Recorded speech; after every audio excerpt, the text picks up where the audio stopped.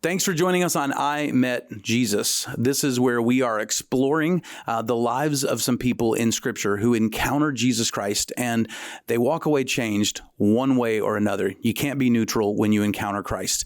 We hope that you learn a lot from the podcast, and we hope that it challenges you and what your encounter with Christ is like as well.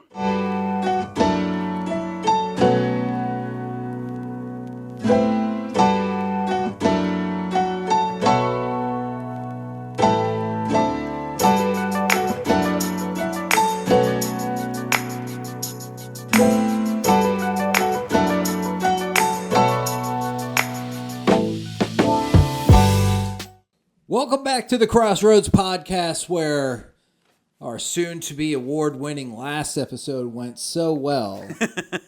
We have decided to box out Mr. Barnett for yet another episode. No. Come on, Wes, get to work. Yeah, I'm celebrating your birthday. And we're going to go through I'm going to call it the origin story of Thomas. Now, did he exist before this? Obviously, he did. Right. Obviously, he did. He had a life. He got pizza. Sure. Well, maybe not that part. But he existed. But as we continue our I Met Jesus series, now we are up to Thomas. Before we dive into the specific scripture, what is it that is appealing to you about this and maybe about Thomas? I mean, we know Thomas. Thomas is one of those people in Scripture that we've nicknamed him because because of what he's famous for. Which, by the way, I don't think that's a fair way to give somebody a nickname. Take the worst moment in their life and be like, let's name them this. Remember that one time you were wrong about this? Good job. Right. Jason the failure. Yeah. That's it's not a cool way to do a nickname. By the way, I know I think we've talked about this before. I know what nickname you do not like, and that is Kev. Yes. Do you have any other nickname? A few people like to call me Hagee. Okay. So yeah, that comes up a lot. Just as a play on your last name. Correct. Okay. Gotcha. And it can be man, when we were in Germany, I was so pleased that all the kids knew how to say my last name right. And I was like, oh, that doesn't really happen a whole lot. In fact, Is it a German name? No, but they all knew. I could see it being that. They were like, that's how, I think it's Norwegian. They were like, that's how the English language works. When my wife and I got married, my sister, one of the first things she said to her was, welcome to a life of having your last name pronounced incorrectly. So I was like, yay. But yeah, so. What's your wife's maiden name? It is Drummond. So. Okay. Not the most complex name in the world.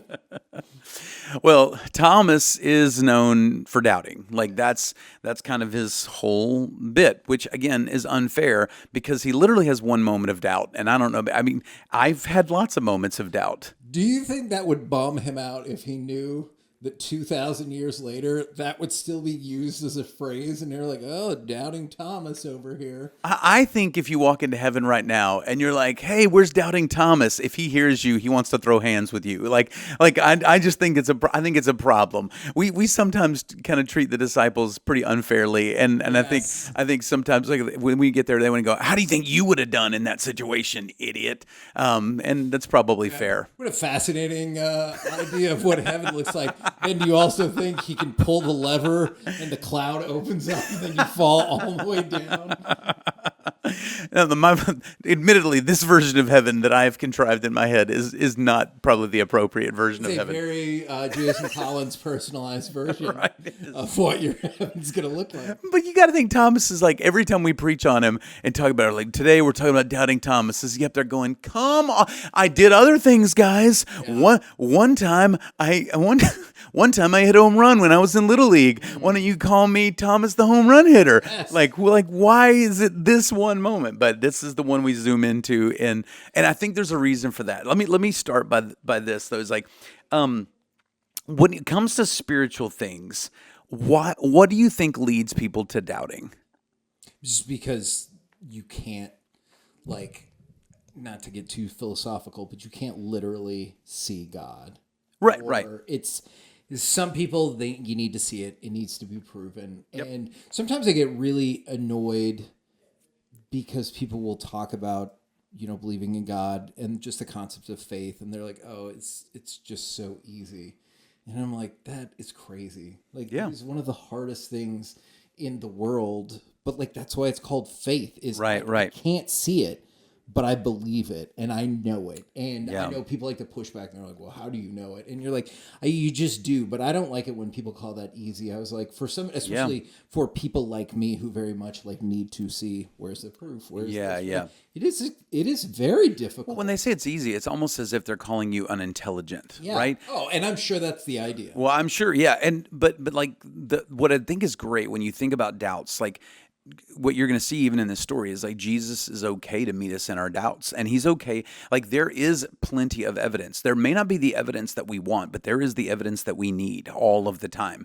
And so like there is tons of there's archaeological, historical. There's so much just layer upon layer of evidence, including life change, which I don't think is something you can discount. And so like there's a lot of I get why people have doubts, but when we became believers, I've said this before, it's one of my favorite quotes, is like when you accepted Christ, God didn't ask you to commit intellectual suicide. Like you don't have to like murder your brain. Your brain can be intact. You can ask great questions and you can have your doubts don't have to lead you away from God. And that's going to be the argument that I have for us today is that like doubts can be healthy. I grew up in a lot of people grew up in church where it's like if you doubted anything, it was like, oh my gosh, like don't doubt, have faith, don't doubt. And I'm like, I don't know that that's the right approach. I think I would go bring your doubts with you in your faith. And that fits selfishly. That fits me. I ask questions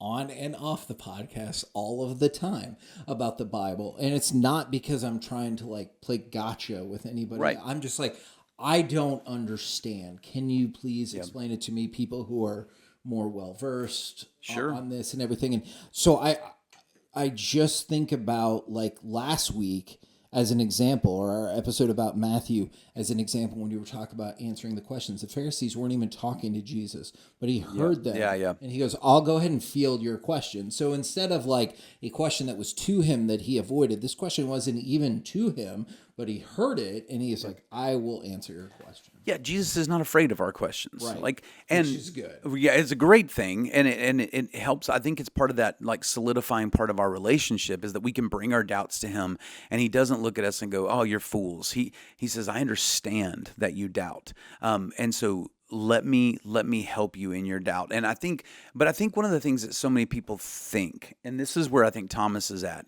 is unless I get the evidence I want, I will not and cannot believe.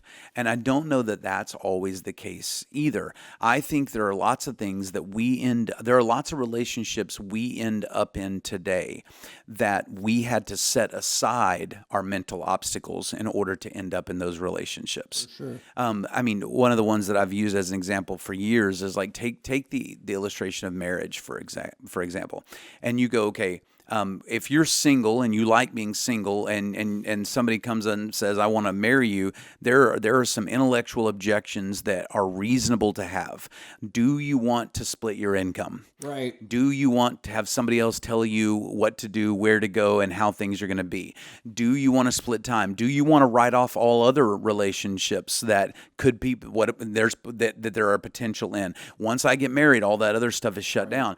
While marriage is a category for me, I can argue those things and my kind of my personal identity and my independence and all that. I can argue those things when it's a category. But for me, when I met Crystal, those things didn't change. I can tell you fundamentally, as a married man, I do have somebody in my life that helps tell me what to do, where to go, and how to be. I have somebody in my life that I split income with. I have somebody in my life that I coordinate schedules and calendars with, and that we raise children together.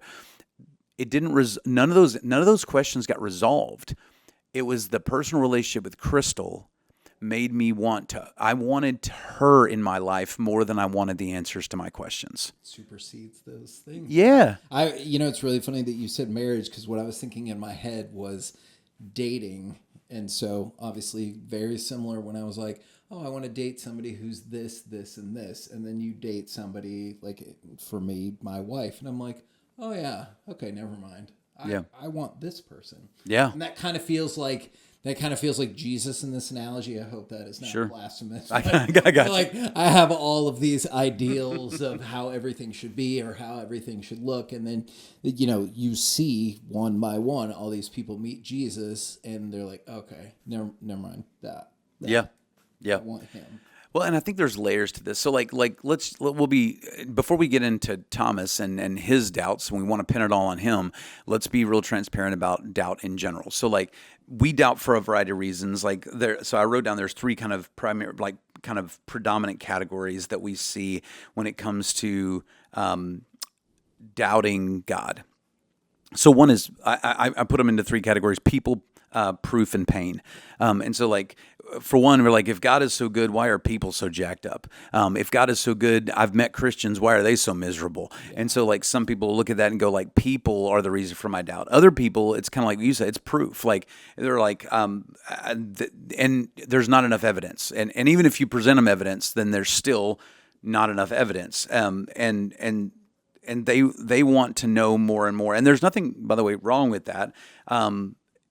I can't always explain to you why God chooses to reveal himself the way he does.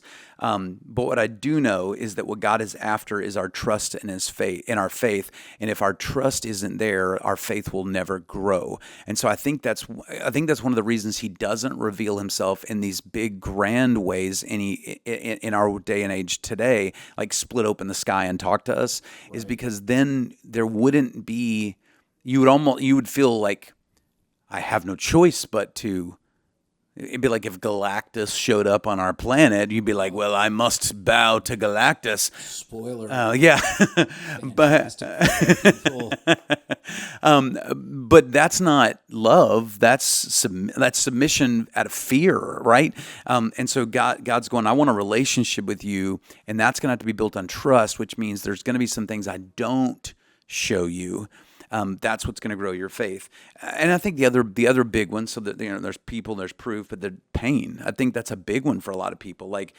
If there is a God, and if God is good, why does the world hurt the way that it does? Why do kids get sick and die? Why does cancer exist? Don't you think every single person has had an experience with that last one?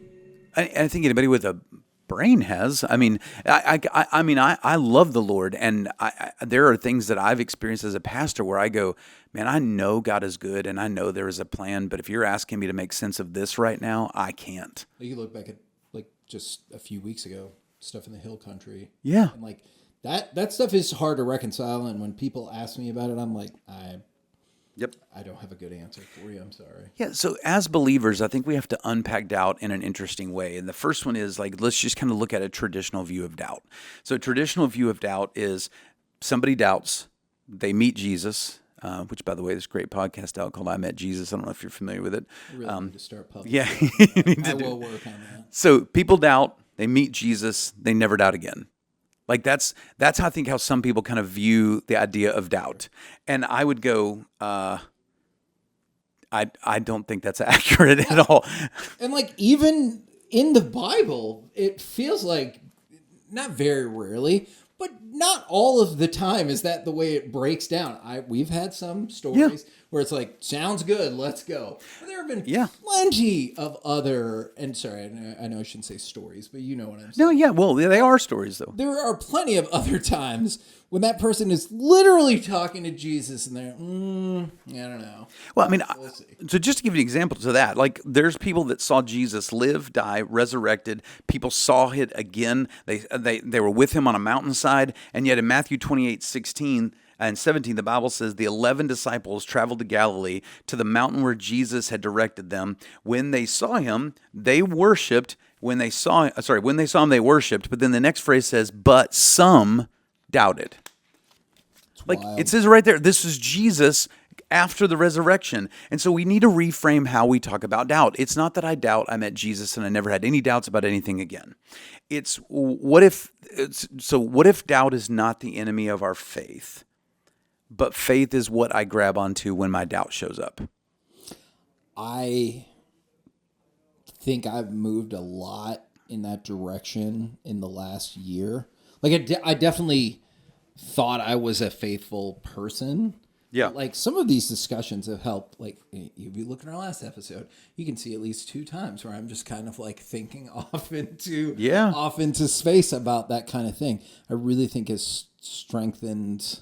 Like I'm kind of grab this microphone in front of me, and this is like my faith, And I'm like, well, I got this. So. Yeah. Well, and that to me, I think is a perfect illustration because, like, what if we've misunderstood what doubt is for? What if doubt is actually a thing that pulls you closer to Jesus? What if your questions? I don't remember who said it. It was a great quote that I love. When probably 20 years ago in ministry, I heard it for the first time. That healthy doubt leads to great discovery. So like when you have inherently the way doubt works is you have a doubt, and if you're a smart person and you want to resolve that doubt, you start doing some exploration. You start to dig into stuff. You start to read. You start to search. You start to seek for whatever is going to help you with that, resolve that doubt, which leads you to a discovery of some sort. And my argument, and this, I believe very much that this is this is who Thomas is that Thomas's doubt is going to lead him into a deeper relationship with Jesus. We're kind of pre-wired to believe that doubt goes the other way. Yeah. And I believe there is a way to doubt and to ask questions that, matter of fact, I will tell you this, some of the people I've known in my life that were the most ferocious doubters, when they became believers, they were unstoppable. Because when they finally resolved to the reality of who God is, man, they had exhausted all of this mental energy and they operated in conviction. Yeah. Because they were like, I didn't come to this lightly. I worked hard on this thought. I met God, and now I'm not backing down from this truth. And to be honest, Kevin, I've seen, like Wes and I've talked about this a little bit, like over the time we've been doing the podcast with you, we see some of that happening with you. That makes sense. I mean, it sparked more, I guess maybe day-to-day conversations with my wife. 'Cause I will admit, as a human, I can fall into the same trap of everybody else. As I have lots of religious thoughts on Sundays. Sure. And then another day of the week, maybe. Oh, yeah. But, like, that's kind of it. And, maybe it's not the things I'm thinking about or doing or acting on every single day, And I feel like I've started to stretch that out. I'm not going to tell you because of that I'm perfect every single day. I have all the right prayers and thoughts and discussions every single day. What a magical world that would be for me. Man, I wish I was Jesus-y, sun up to sundown every day, but I am not, I can assure you. But I definitely feel like I can see the steps, Yeah, and I think that's part of it. I mean, you came into this when we started doing the podcast, and I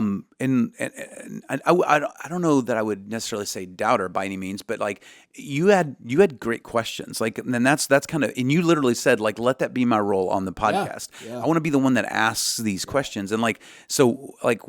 Even as we've done this together for, I don't know how long it's been, 6 months or whatever, but like seeing the questions change and seeing, because I mean, like I've spent a lot of time in this. Wes spent a lot of time with school in this stuff.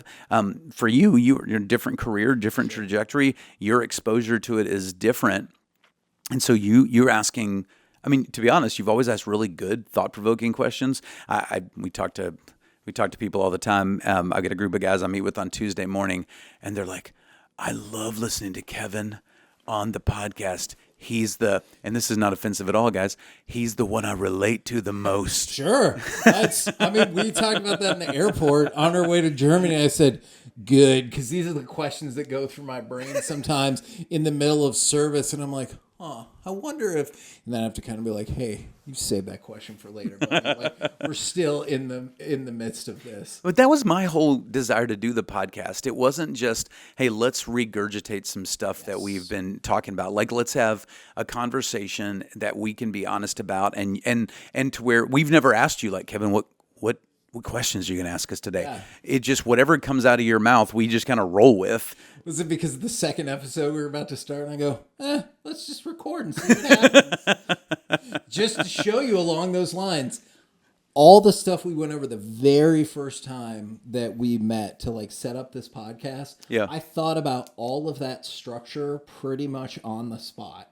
Like, Yeah. I just wanted to help. And they Oh, were like, sure. what is your vision? And I was like, all right, we better come up with something good. And Yeah. here we are. Well, and with that, some really good things have come from it, and it brings us to this point. So I see a lot of parallels for Thomas to my life, to your life, to everyone's life. I think this is a normal thing. So Is he one of the more relatable apostles then? man, I think disciples? when you get to know who they are, all of them are relatable in a different way. I can You know what I'm saying? Like we Yeah. look at Matthew, and Matthew's the guy that everybody had given up on thinking I could do anything great, and then he follows Christ. And Peter's the hothead who shoots off at the mouth, and then God gives him a redemption story. That's And who I relate to. I relate to him tremendously. You get the other guys as you get into them. I mean, Thomas, who has these doubts and questions, and so I think there's different.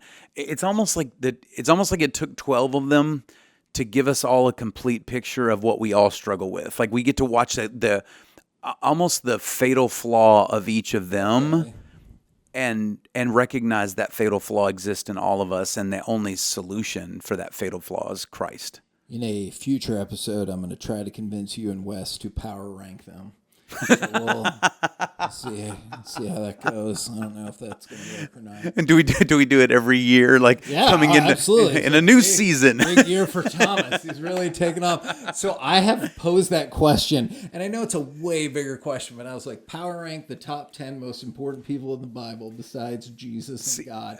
And I was like, and so then that's a good question. But see, then you're gonna have to break down secondary statistics, because if you're power ranking running backs, then there is going to be there's the turnover issues, there's yards after yards after they get the ball in the carry, or yards after contact, and if you're doing a receiver, it's yards after catch. So what are the criteria we're ranking what I'm hearing on? from you is you're already breaking down Moses' case. 'Cause you're like, sure, he got him there, but man, it took forever.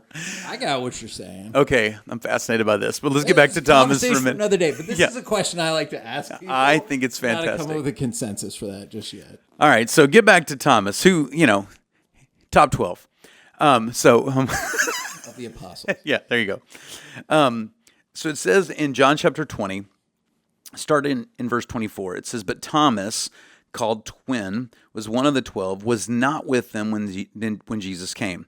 So the other disciples were telling him, 'We've seen the Lord.' But he said to them, 'If I don't see the mark of the nails in his hands, put my finger in the mark of the nails, and put my hand into his side, I will never believe.'" And so just to pause right there, we'll jump back into that verse 26 here in just a minute. But the reality is, they're all gathered together in the room. Thomas simply isn't there. And there's a part of this that jumps out to me for this reason is I think in our doubts, isolation fuels those in the worst possible way. Like if you're sitting in a place of doubt and questioning, being alone is not a good thing. The other guys are going to be together. They're in community. They're processing their doubts together. They are going to experience Jesus together. Thomas is isolated and he misses the entire experience. And we're just, that's not hard to see the parallel. We're just 5 years removed from a time where, outside of how many people died, how many people that isolation really wore them down or maybe crushed them all together. Oh, yeah. And doubt, stress, anxiety, fear all get heightened in isolation because you've got nobody there to help you tap the brakes, right? You got nobody there to like help mentally turn you in another direction or help you see something different. And so he says what I think is a very reasonable thing. They say we've seen the Lord. Like that sounds insane to him. He goes, well, if I don't see the marks of the nails in his hand, like I don't know if he's thinking, well, maybe you saw some dude that looked kind of like Jesus. Unless I see the nails in his hands or the marks in his hands, and I put my hand in his side where Jesus was stuck with a spear, I will, and it's a very definitive statement, never believe. I have to see this for myself, or I will never believe. And I think that's the condition so many people, like he's going to put his criteria, and he is going to attach his belief to it. Here is my expectation and my criteria. If I do not get this, I will not believe. Do you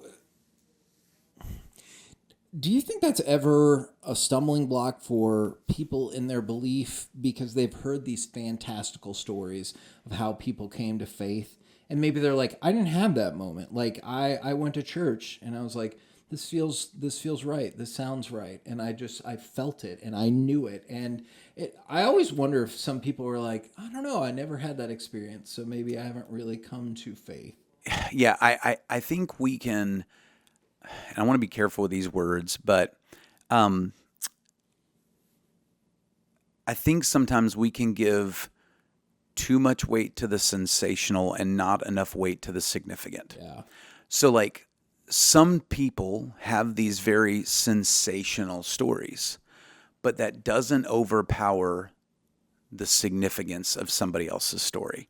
So like growing up as a kid, we were always taught to tell our testimony, and they were like, all testimonies have value, but then everybody that they would like you'd get like an occasional guest speaker, and they would come in, and especially like in youth conferences and stuff, and it was like, all right, they're going to tell their testimony, and their testimony was like they did like truckloads of heroin, and then they got in a car accident, and they were in traction in the hospital upside down over their body. Right, Yeah. like Jesus appeared to them on a grilled cheese sandwich, like, and it was like these like fantastical stories, and you're like, wow, and you sit there and you're like, oh man, like you almost have this like FOMO of their story because you're like, well, I just grew up and my parents told me about Jesus. I wish I had done heroin, and you're like, where Mark that. Oh, there you go. Interesting term. So when you're sitting there going, you're like, what you're saying is like, you almost wish you had worse experiences so that it could be a more sensational story. Yeah. And I go, but the sensationalism doesn't take away my significance. That's a great way to put it.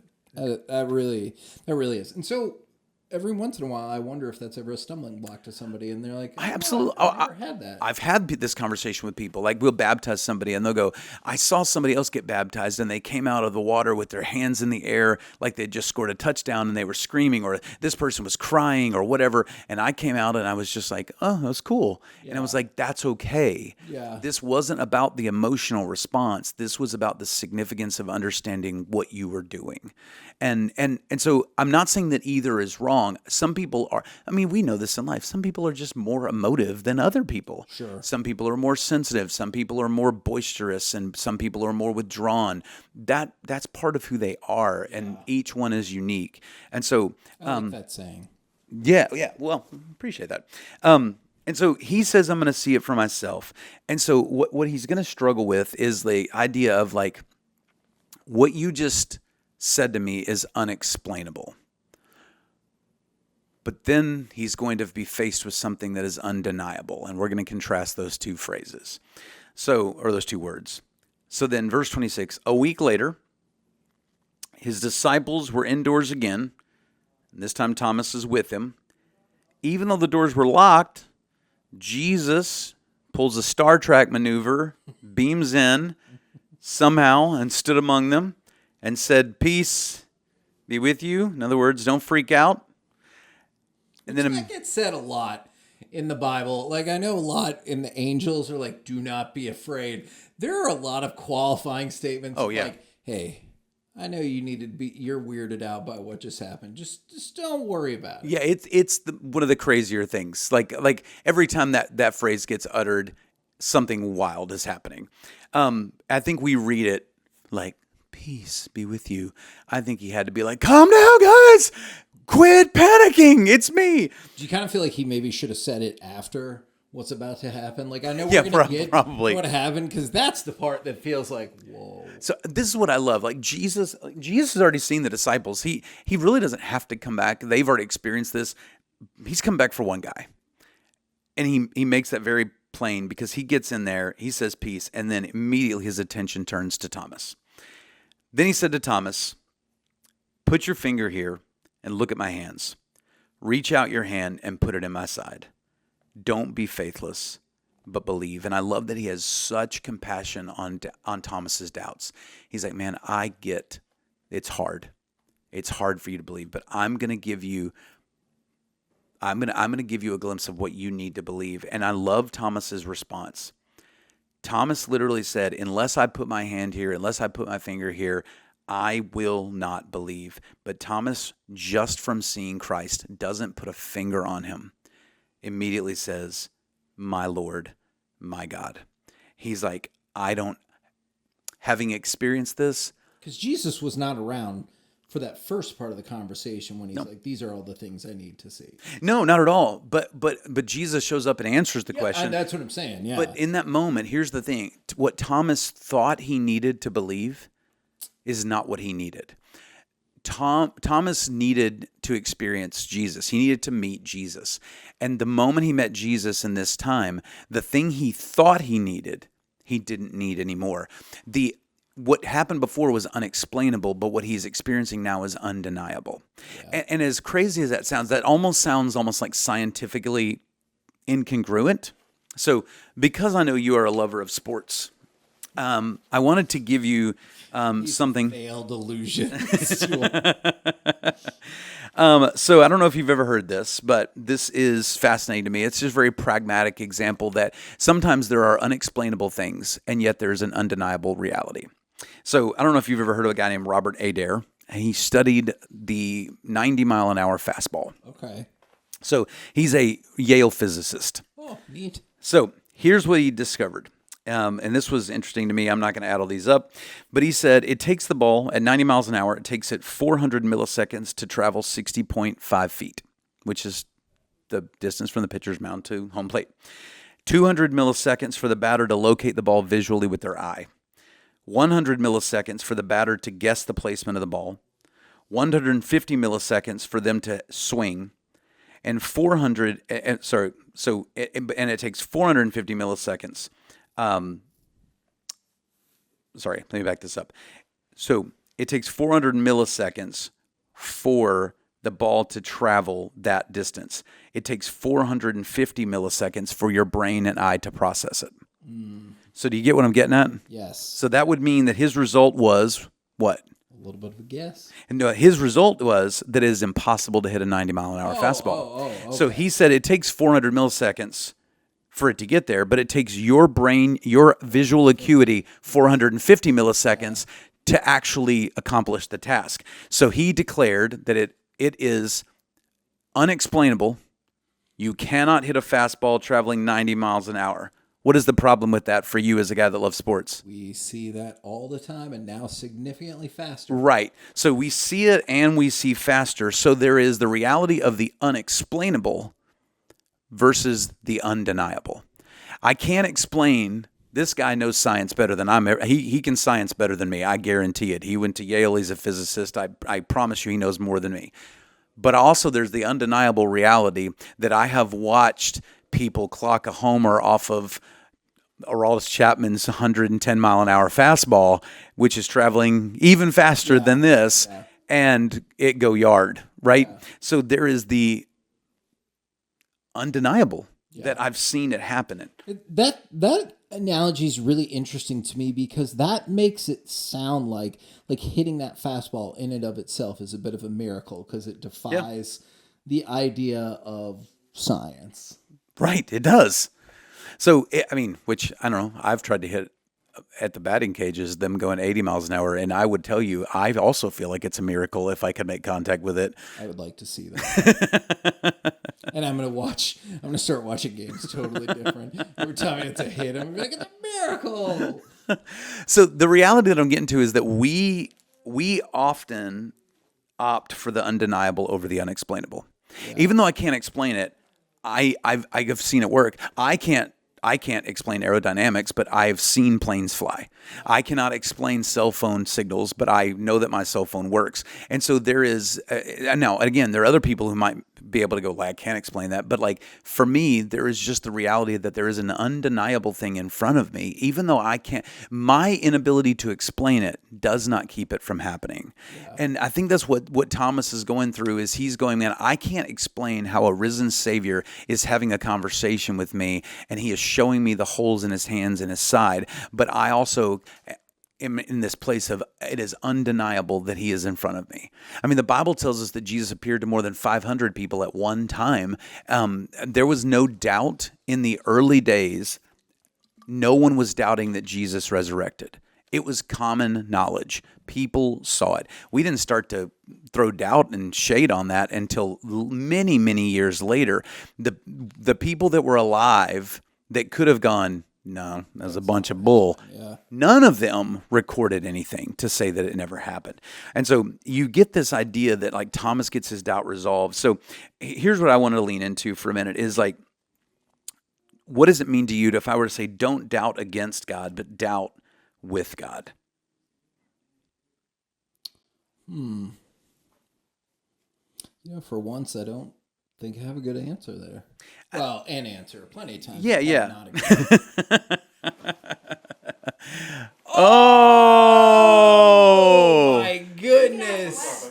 Oh, yes. I don't have a microphone. Well, I didn't have a good answer, and I have another question for you off air. But this is a good question. Yeah. So it's just the idea for me is like is that he is willing to bring his doubts to God. Like he's gonna not have this go against God. He's not going to pull away from God. His doubt is actually going to bring him to God. He asks the question. He presents the doubt. And as he presents the doubt, Jesus shows up and Jesus gives him what he needs for that. And so his doubt draws him closer to Christ, not farther away. And I think we're hardwired to believe that our doubt has to create distance, and it doesn't. Or remain silent. Do you feel like that way at all? Like there can be advantages in voicing those doubts. Like I said, I ask lots of questions, not to try to undermine God or the Bible, but like I'm like, no, teach me new information. Yeah, and that feels well. And I think Thomas is wanting this to be true, because if he thought the other disciples had just lost their mind from the week before, right, he's probably not hanging out, right? Like he wasn't with them the first time. I think there's a part of him that was like, man, I want this to be true so bad that I'm hoping something will change my mind. And to be honest, I run into that a lot, like with people coming to church. Like I get people that show up in church all the time, and they'll tell me stuff like, hey, listen, I'm not into this whole God thing. I'm not into this whole Jesus thing. But you guys seem like some nice people, or you're funny or whatever. Like I like your stories, that kind of stuff. And they'll show up here. It's almost like but there's a part of me, they don't say this necessarily, but there's a part of me going, I think there's something in you. You can hang out and hear stories and funny people somewhere else. Like. You know what I like in this scenario? Yeah. You've given yourself two compliments, and that is that they come in to say you're funny and they like your stories. So I like that is in this fictitious scenario. You didn't walk in and they didn't say, I was kind of thinking, but I didn't care for what you said, so I'm out. Okay, I've had plenty of that too. I appreciate your assessment of my story. Yeah. No, I'm just kidding. But I do understand you. How often do you have like those conversations? All the time with people who come in and they specifically tell you this probably isn't for me. Yeah, pretty often, way more often than you think. And sometimes the person that wanders in and they're kind of like, I've tried everything else. Let's give this a shot, but I don't have a whole lot of hope. Or they're drug in by a spouse or something like that, and they're there. I do think though a lot of times you find people that no matter how they got in here, there is a part of them, no matter how much they might seem in opposition, there is a part of them that goes, gosh, wouldn't it be cool if this was true? Yes, I think that a lot about doubt, and this might be what you were getting at in terms of working with God on doubt, is you have the doubt or you ask the questions because you're like, please tell me. Yeah. Like, I want to please assuage my doubt. Well, so that leads beautifully, I think, into this. Like, there's this passage in Mark chapter 9 where there's this story of a young boy who needs something, and his dad is involved in this, and I love the way the dad says it. That like basically Jesus tells the dad, it's like, we're gonna make this kid well. You guys got to believe, and the dad says, "I do believe, comma, help my unbelief." He's got this thing, and as almost as contradictory as that sentence sounds, That makes sense. it makes sense. Where you go, I believe, help the parts of me that are struggling to, and so that's what I mean by like doubting towards God. Like he's like going, I want to doubt towards you. Yeah. He's not going, I don't believe, you deal with my doubts. He's going, I want to believe. I'm desperate to believe. Help me overcome my unbelief. And I think that position is where Thomas was. And I think the problem we run into when it comes to doubts is not having doubts. It's when you go, I'm going to now build a wall out of my doubts, and I have no openness whatsoever to even let somebody speak into it. Because listen, I mean, there are a lot of things that I'm anchored to that I firmly believe, and take it out of the idea of theology and take it into other parts of my life. Over the almost 50 years I've been alive, I have found that at times in the past, I was wrong. Yeah. And so I have had to come to the realization that I don't know everything. And so I can be open to receiving new information. And I think that heart, when it comes to the spiritual things, is so important. It's not that you have to come in here and go, I don't need any answers. It's the disposition to go like, I have some doubts, but I also have a desire to believe. Does that make sense? Yeah, that makes a lot of sense. And I kind of wanted to ask you if you think this could go hand in hand. It almost feels like in this scenario, a doubt that you need explained is almost like to say, I need help. Yeah. And that's hard for people to do. It's hard for people to admit they don't know. Oh, well, help literally is a 4-letter word, and we treat it like one. Yes, for sure. And so that's what I was kind of thinking when you were using that analogy. I was like, man, that feels a lot like how tough it can be to ask for help.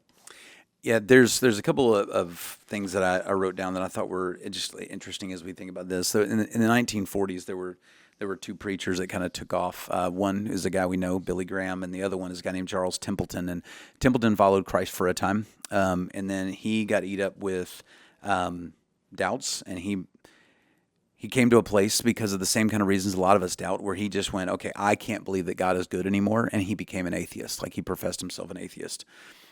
He told Billy Graham Billy was crazy. And Billy Graham told him to say, I have doubts too. Like, you see the two different pictures. One said, I have doubts, and those doubts will keep me from God. Billy Graham said, there are things that I doubt and questions I have too, but I'm going to, in my doubt, hang on to God. Yeah. And that's what he does. And so when Templeton was about to die, there's another guy named Lee Strobel, who is writing a book. It's a famous book now called The Case for Christ.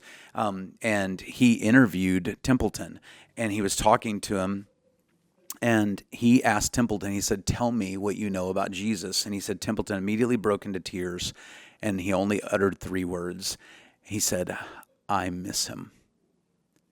And he said, Strobel looked back at him and said, you don't have to. It was like, it was almost as if in that moment, that wall came down, and he was able to go, in all of my doubt, I just want him. And I think that's so much the key is, again, we've talked about this, and if you've been around Crossroads for a long time, you've heard me say this phrase, like, sometimes, like, I'm not saying God never answers our questions, because he does. And I'm not saying he doesn't give us any evidence, because he does. But the question is, do you want the answers to your questions more than you want the relationship? It's the marriage illustration we talked about at the front end. Like, do you want your obstacles addressed more than you want to know him? What if I could tell somebody, you can have a relationship with God and know that he is real, but you're not going to get the answers to all your questions? Would you want it? Yeah, and you'd hope the answer for everybody would be yes. Yeah. So I taught on this a long time ago, and the way I ended the message was with this thought. Instead of doubting God, what if you learn to doubt your doubts? Like, we put so much stake in the things that we can't understand, and then we bank our eternity on my finite information. Yeah. That's not bright. And sometimes don't give the same amount of credence to the things that you know are true. Right, absolutely. It's interesting how much more space like that doubt takes up than like, well, I've seen all these things or I know all these things. You're like, well, that's not equal. Why not? Right. I mean, I have been wrong about so many things in my life, and now I'm going to bank all of my eternity on the fact that I have to fully understand something and get it right. Right. Like, again, bring your doubts to God, but what if you put more doubt in the doubts than you did in God? What if you went, well, I don't get how this makes sense. And you go, but instead of anchoring to that, I'm going to choose to anchor to God instead of the thing I can't make sense of. And I know that's a little bit of maybe a little bit of mental gymnastics, but I think it's important for us to figure out, because here's the deal. Like, this is what happens with Thomas, and I think it's what happens with so many other people. On the other side of his doubts, Thomas is going to give an incredibly strong statement when Jesus shows him his hands and his feet.